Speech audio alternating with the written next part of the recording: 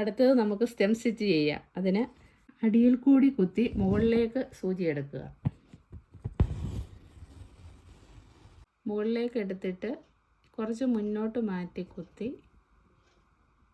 അതിൻ്റെ ആ സെൻറ്ററിൽ ആ കണ്ട ഗ്യാപ്പിൻ്റെ അവിടെ വെച്ച് മുന്നോട്ട് വലിച്ചെടുക്കുക. ഈ നൂലെപ്പോഴും വലത് സൈഡിലോട്ട് ഇടുക.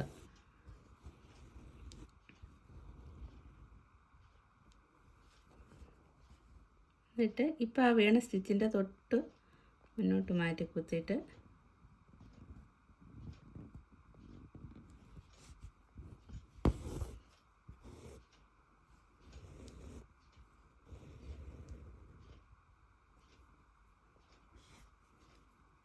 അങ്ങനെ വലിച്ചെടുക്കുക.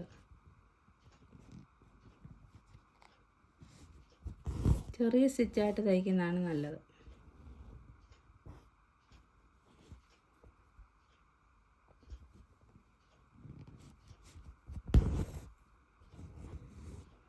ഇത് പൂവിൻ്റെ തണ്ടൊക്കെ ചെയ്ത് കൊടുക്കാൻ നല്ലൊരു സ്റ്റിച്ചാണ്. ഈ സ്റ്റിച്ചിൻ്റെ ബാക്ക് സൈഡിൽ ബാക്ക് സ്റ്റിച്ചാണ് വീഴുന്നത്. സ്റ്റെം സ്റ്റിച്ച് തയ്ക്കുമ്പോൾ ബാക്ക് സൈഡിൽ ബാക്ക് സ്റ്റിച്ച് വരും.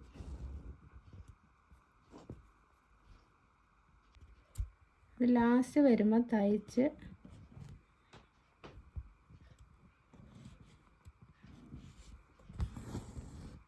അടിയിലേക്ക് കുത്തി ഇറക്കി കെട്ടിടുക. ഇവിടെ ലോക്ക് ചെയ്യുക. അടിയിൽ ബാക്ക് സ്റ്റിച്ചാണ് വന്നേക്കുന്നത്. അതിനെ കട്ട് ചെയ്ത് മാറ്റുക.